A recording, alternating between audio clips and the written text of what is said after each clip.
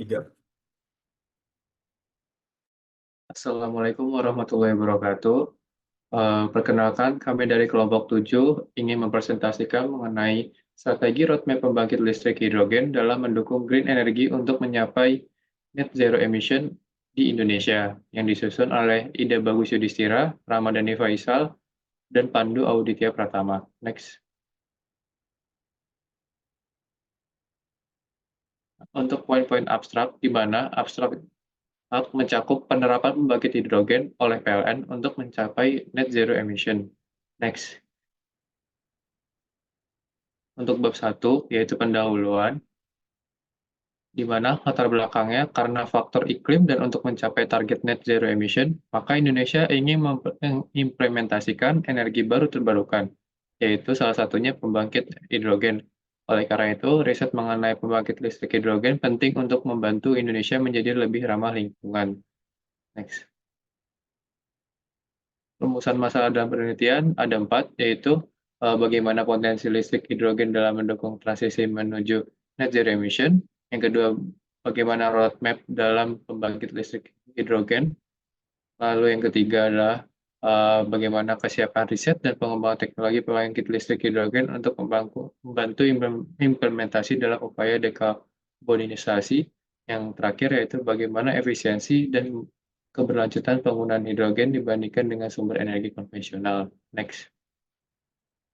Untuk cakupan roadmap dalam penelitian yaitu tahapan dan aktivitas, lalu ada pengembangan teknologi terkait pembangkit listrik hidrogen, lalu ada bagaimana pelaksanaan dan atau implementasinya dan menjalankan proyek atau gagasan, dan yang terakhir apa saja dukungan yang dibutuhkan untuk mencapai atau mengimplementasikannya. Next.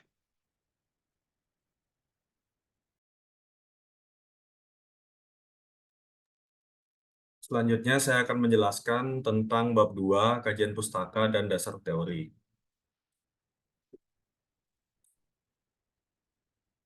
Jadi kebijakan dan regulasi dalam pengembangan hidrogen sendiri itu berikut beberapa hal yang perlu diperhatikan dalam perjalanan PLN untuk mencapai net zero emission. Yang pertama kita harus menekankan pada dimension yaitu price, yaitu menurunkan dari cost dalam incremental electricity cost. Yang kedua financing. Yang ketiga yaitu teknologi. Untuk penerapan teknologi, kita harus mengembangkan berbasis dengan renewable energy. Lalu ada polisi, yaitu regulasi dari pemerintah. Yang terakhir yaitu just transition. Jadi transisi yang sebelumnya menggunakan coal plant atau pembangkit konvensional, sehingga menggantikan menjadi transisi ke renewable energy. Berikut adalah lanskap energi di Indonesia. Saat ini Indonesia masih mengandalkan sumber energi mineral seperti minyak bumi dan batu bara untuk memenuhi kebutuhan energi dalam negeri. Adapun tantangan yang dihadapi untuk mulai beralih ke energi terbarukan antara lain keterbatasan teknologi, sumber daya, regulasi, dan kepentingan politik. Namun pemerintah Indonesia mengambil langkah untuk mendukung energi bersih dan berkelanjutan melalui Rencana Aksi Nasional Energi Bersih yang bertujuan untuk mengurangi emisi gas rumah kaca dan meningkatkan penggunaan energi terbarukan. Selain itu, pemerintah juga telah menetapkan target bauran energi dari EBT sebesar 23% pada tahun 2025 dan berkomitmen untuk mengurangi emisi hingga 29% pada tahun 2030. Pemerintah juga telah mengambil langkah-langkah seperti mengurangi dan menghapus penggunaan pembangkit listrik tenaga uap atau PLTU. Selanjutnya yaitu potensi hidrogen dalam renewable energy. Jadi Kementerian SDM mendorong hidrogen salah satu pembawa energi yang bersih dan serbaguna dalam mendorong percepatan transisi energi di Indonesia. Adapun keuntungan dari hidrogen sebagai sumber energi sekunder atau pembawa energi karir, diantaranya yaitu bersih dan ramah lingkungan. Yang kedua adalah pembawa energi serbaguna. Ketiga, densitas energi yang tinggi. Keempat yaitu penyimpanan energi, skalabilitas dan potensi terbarukan, dan kompatibilitas dari infrastruktur. Nah, untuk pemanfaatan hidrogen saat ini, proyeksi pasarnya secara global itu sudah mendukung di beberapa negara maju dalam mendukung upaya untuk mengurangi emisi. Hidrogen sangat berperan dalam hard to abate sektor, misalkan pada industri baja, alat berat seperti truk dan kendaraan konstruksi, perbankan, dan perkapalan. Dan diproyeksikan bahwa pasar hidrogen global akan tumbuh menjadi 130 juta ton pada tahun 2030. Untuk skenario announced pledge dengan mempertimbangkan pemakaian hidrogen secara lebih luas pada sektor transportasi, bangunan, dan pembangkit listrik. Nah, berikut adalah kebijakan-kebijakan yang sudah dikembangkan oleh pemerintah untuk mengembangkan energi hidrogen. Berikut untuk kebutuhan strategis untuk mencapai tujuan dekarbonisasi hidrogen di Indonesia pada tahun 2021 itu mencapai 1,75 ton, didorong oleh sektor kimia dan penyulingan yang masih mengandalkan gas alam. Potensi sumber daya energi baru terbarukan memungkinkan hidrogen yang ramah lingkungan. Yang ketiga yaitu untuk menciptakan ekonomi rendah karbon, Indonesia harus menghadapi tantangan dalam kompetisi global dan mengatasi dampak sosial serta kemiskinan akibat transisi energi. Yang keempat yaitu target dekarbonisasi yang ambisius menunjukkan tekad kuat dalam transformasi sektor energi menuju visi NZE pada tahun 2060. Yang terakhir dengan pertukaran pengetahuan, pendanaan global, perbaikan regulasi, dan investasi iklim, Indonesia dapat menjadi pemain kunci dalam rantai pasok hidrogen global. Nah, berikut adalah rekomendasi percepatan pengembangan ekosistem hidrogen di Indonesia. Yang pertama yaitu penyusunan kebijakan yang lebih spesifik dan terperinci yang mengatur pengembangan hidrogen. Yang kedua yaitu mendorong kerjasama internasional dalam pengembangan hidrogen. Yang ketiga yaitu memberikan insentif fiskal, pendanaan, penelitian, dan pengembangan. Yang keempat yaitu mengembangkan serangkaian aturan dan prosedur yang jelas dan terpadu untuk mempercepat perizinan dan pengembangan proyek hidrogen. Yang kelima yaitu mendorong investasi swasta dalam infrastruktur hidrogen, termasuk fasilitas produksi, distribusi, dan penyimpanan.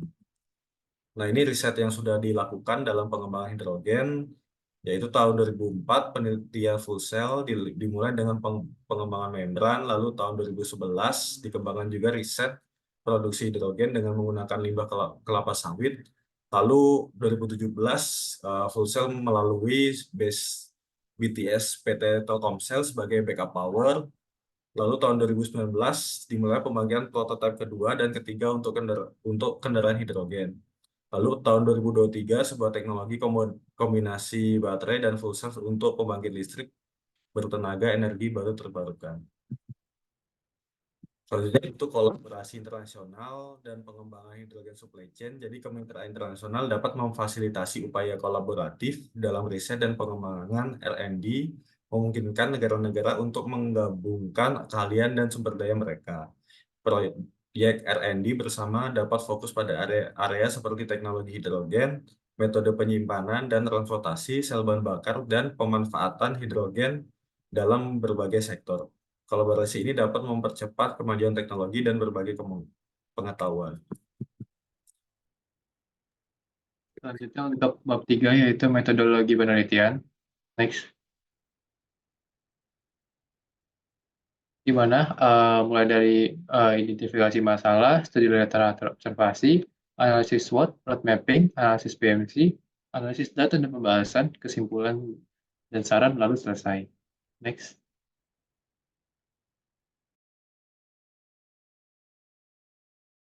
Selanjutnya untuk dilanjutkan oleh Mas Pandu.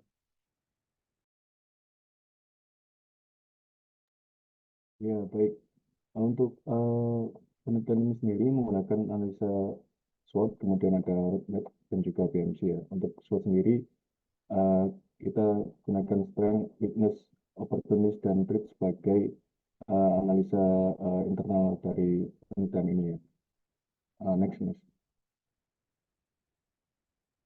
Selanjutnya untuk bagian road mapping, di mana identifikasi tujuan, stakeholder mapping, penilaian teknologi, penentuan langkah-langkah, penilaian resiko, kolaborasi dan kemitraan, lalu pemantauan dan evaluasi. Next.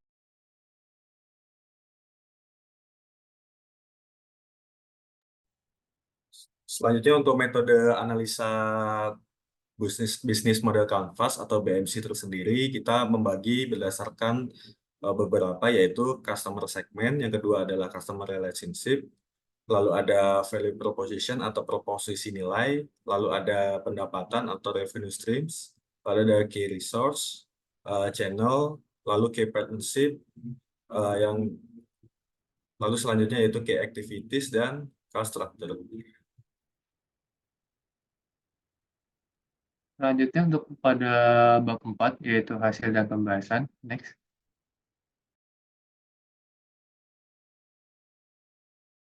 Ya, baik. Untuk hasil dan pembahasan sendiri, seperti yang dijelaskan tadi, ya, kami menggunakan 3 analisis sebagai apa namanya, untuk analisis kami yang lebih mendalam mengenai penelitian yang dilakukan, yaitu yang pertama yaitu SWOT analisis.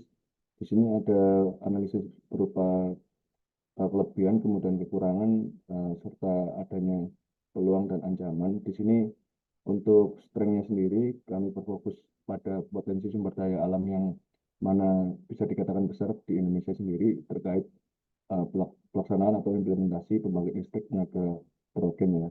Kemudian ada komitmen pemerintah Indonesia juga dalam hal ini kebijakan serta regulasinya. Kemudian ada keterlibatan sektor swasta dan kemitraan internasional yang mana membantu dalam aspek kolaborasi.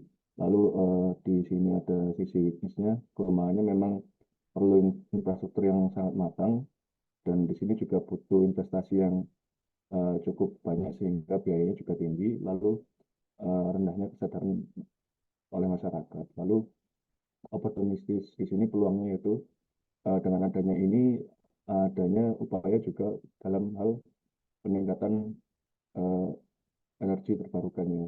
Kemudian kita juga berkomitmen untuk kemajuan teknologi serta meningkatkan pendanaan internasional. Lalu apa saja yang berkaitan dengan ancamannya, yaitu persaingan dengan energi fosil sendiri, karena memang di Indonesia juga masih cenderung banyak digunakan energi fosil dibandingkan dengan energi terbarukan. Kemudian ketidakpastian kebijakan ini juga masih belum pasti. Kemudian adanya risiko teknologi yang cukup signifikan juga yang perlu untuk dikaji lebih mendalam. Oke, next. Ini untuk detail mengenai poin-poin dalam SWOT tadi, dalam beberapa literatur dapat disimpulkan atau kami catat, yaitu dari segi strength-nya sendiri, bahwa diketahui potensi energi hidro ini terletak di Papua dan Kalimantan dengan adanya potensi yang cukup tinggi ya teman-teman. Kemudian diasumsikan juga ini potensi produksi hidrogennya juga hariannya dapat mencapai sekitar 1,2 juta ton. Ini menurut sumber dari Prof. Dr. Eni Agustiani. Lalu aspek kelemahannya juga ada data yang menyimpulkan bahwa produksi hidrogen itu memerlukan air dalam jumlah yang besar. Maka dari itu ketersediaan air bersih ini bisa menjadi isu di beberapa wilayah Indonesia, yang mana bisa saja menghambat produksi hidrogen dalam skala besar. Lalu adanya opportunities atau peluang juga bahwa didapatkan oleh data yang berasal dari sumber tadi, menyebutkan bahwa Indonesia bisa berpotensi untuk mengembangkan pembangkit listrik hidrogen melalui kerjasama dengan negara-negara Uni Eropa dan Australia, di mana Uni Eropa dan Australia juga sudah memulai sejak lebih dahulu ya. Kemudian kita juga punya potensi untuk bekerja sama ataupun brainstorming mengenai proyek-proyek yang mana bisa untuk kedepannya. Lalu terkait ancamannya sendiri, di sini masih adanya keterbatasan teknologi, sumber daya maupun regulasi dan kepentingan politik, yang mana juga tercatat dalam data tersebut bahwa saat ini presentasi Indonesia dalam penggunaan energi minyak bumi ini masih tinggi ya, masih 32%. Lalu 19% untuk gas bumi dan 38% batu bara. Sedangkan sisanya ini masih 11% untuk fokus di dalam energi terbarukan. Seperti itu. Baik, next. Selanjutnya untuk road mapping, di mana untuk skenario dari adopsi hidrogen. Untuk hidrogen sendiri digunakan pada yang pertama itu pembangkit listrik, eh, dan yang kedua adalah untuk transportasi, yang ketiga untuk industri-industri well dan chemical industry, dan yang terakhir untuk residential and building. Nah, untuk implementasinya target dari PLN sendiri berdasarkan sumber dari PLN yaitu target pada tahun 2050, di mana tahun-tahun sekarang ini hanya pengembangan, dan yang tahun 2030 sampai 2040-an itu adalah untuk infrastruktur ya, pembangunan besar-besaran untuk infrastruktur, dan untuk yang 2050 akan hidrogen secara economics and society. Next. Untuk road mapping dalam pengembangan infrastruktur hidrogen dan kolaborasi internasional dalam pengembangan hidrogen, di mana hidrogen di Indonesia berkolaborasi dengan 5 negara, yaitu Jepang, Jerman, Amerika Serikat, Uni Eropa, dan Australia. Dan untuk hydrogen economy system, seperti dijelaskan yang sebelumnya, di mana untuk perumahan, gedung, lalu untuk investasi, untuk environment impact, untuk lingkungan, untuk inovasi, terus untuk jual beli, marketplace, dan lain sebagainya. Next. Dan untuk road mapping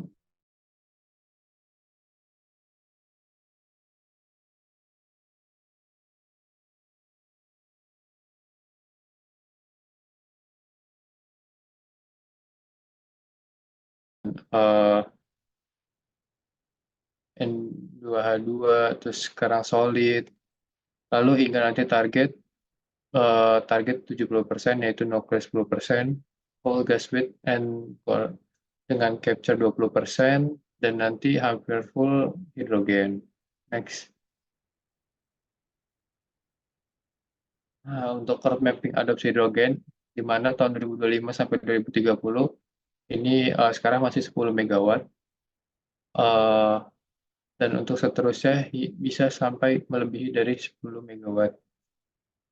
Dan untuk road mappingnya sendiri, di mana tahun 2023 yaitu hidrogen roadmap obligation hidrogen mulai dipublish, lalu tahun 2025 itu sudah mulai mengimplementasikannya, 2026 bisa sampai 3.000 unit, lalu 2030 bisa sampai 24.000 unit, dan 2035 bisa sampai 245.000 unit.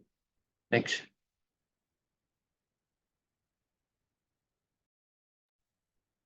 Baik, selanjutnya saya akan menjelaskan tentang analisis bisnis model kanvas. Jadi yang pertama itu key partners. Jadi kita bisa melakukan kemitraan ya dengan pemerintah, universitas, dan lembaga penelitian, lalu dengan perusahaan energi dan industri untuk menyediakan pasokan energi hidrogen, dan kemitraan dengan lembaga keuangan untuk mendapatkan pendanaan yang diperlukan untuk membangun infrastruktur teknologi ini. Lalu ada key activities, penelitian dan pengembangan teknologi hidrogen yang inovatif dengan pembangunan infrastruktur penyimpanan dan distribusi hidrogen. Lalu ada kolaborasi dengan pemerintah dan pemangku kepentingan lainnya untuk mengembangkan kebijakan dan regulasi yang mendukung. Adapun key resource yaitu infrastruktur teknologi pengembangan pembangkit listrik hidrogen termasuk fasilitas penyimpanan dan lain-lain. Ada kemitraan juga dengan lembaga penelitian untuk mengembangkan teknologi hidrogen. Cost structure-nya, biaya penelitian dan pengembangan teknologi hidrogen, biaya infrastruktur, fasilitas penyimpanan dan distribusi hidrogen, dan biaya operasional dan tenaga kerja. Untuk value proposition, kita penyediaan hidrogen ini penyediaan untuk sumber energi bersih dan ramah lingkungan. Dan kok termasuk juga kontribusi dalam mencapai target net zero emission di Indonesia. Untuk customer relationship, kemitraan jangka panjang dengan perusahaan energi industri untuk menyediakan pasokan energi yang stabil. Channel penjualan langsung ke pemerintah, perusahaan energi dan industri, lalu melakukan sosialisasi, pemasaran, dan penyuluhan untuk meningkatkan kesadaran masyarakat tentang manfaat hidrogen sebagai sumber energi bersih. Untuk revenue streams-nya, pendapatan dari penjualan energi listrik kepada pemerintah, perusahaan energi, dan industri lain-lain. Untuk customer segment sendiri dari pembangkit hidrogen ini untuk masyarakat umum, rumah tangga, industri, dan komersil. Lalu ada pemerintah dan institusi publik untuk kantor pemerintah, rumah sakit, dan lain-lain. Nah, berikut ini untuk analisis dari bisnis model kanvas dari PLN sendiri. Jadi untuk menuju menjadi perusahaan listrik terkemuka se-Asia Tenggara dan salah satu pilihan pelanggan untuk solusi energi, adapun strategi yang dikembangkan oleh PLN, yaitu organization dan manusianya untuk dikembangkan. Lalu teknologi, jadi dengan adanya perkembangan teknologi ini kita harus mengembangkan sesuai dengan perkembangan zaman. Lalu financial sustainability yang stabil, jadi untuk neraca keuangan yang stabil, dan untuk perkembangan dari sisi proyek dalam negeri.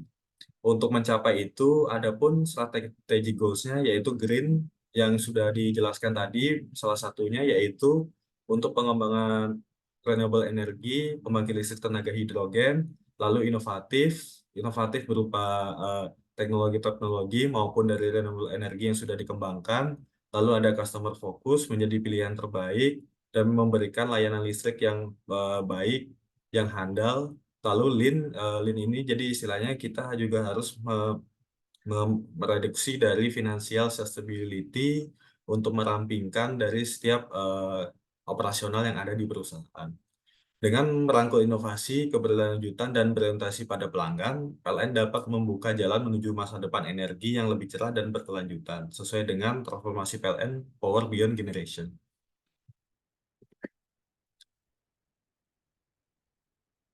Selanjutnya Baik, dijelaskan oleh Mas Pandu. ya baik. Saat ini masuk pada intisari penelitian kami ya, yaitu pada bab 5 kesimpulan dan saran.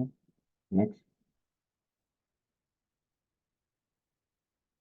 Iya, ada beberapa kesimpulan yang bisa kami petik dalam penelitian ini tentunya, yaitu yang pertama, pembangkit listrik hidrogen punya potensi yang besar sebagai sumber energi hijau yang dapat mendukung upaya transisi menuju net zero emission.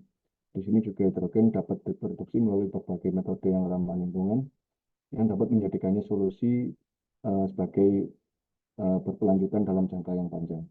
Lalu PT PLN juga sudah menyusun roadmap yang jelas untuk penyediaan pembangkit listrik hidrogen sebagai bagian dari komitmen terhadap energi hijau. Namun kesiapan riset dan pengembangan teknologi pembangkit listrik hidrogen masih perlunya peningkatan yang lebih jauh dan mendalam. Lalu tantangan utama dalam penggunaan hidrogen juga tentunya adalah biaya produksi yang masih relatif tinggi, serta kebutuhan infrastruktur yang memadai. Lalu ada beberapa saran yang coba kami coba kami gagas juga. Yang pertama yaitu masih diperlukannya studi yang lebih mendalam mengenai kelayakan ekonomi dari berbagai metode untuk produksi hidrogen sendiri. Lalu masih diperlukannya fokus pada penelitian dan pengembangan teknologi produksi hidrogen yang efisien dan hemat biaya. Yang terakhir yaitu perlu adanya studi efisiensi dan keberlanjutan terkait penelitian ini, tentunya juga mencakup analisis dampak lingkungan secara keseluruhan.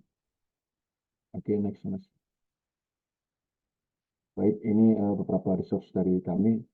Ada dalam dokumen internal PLN sendiri, kemudian beberapa paper, dan juga dari website terkait. Baik, terima kasih. Sekian dari kami, kelompok 7. Assalamualaikum warahmatullahi wabarakatuh.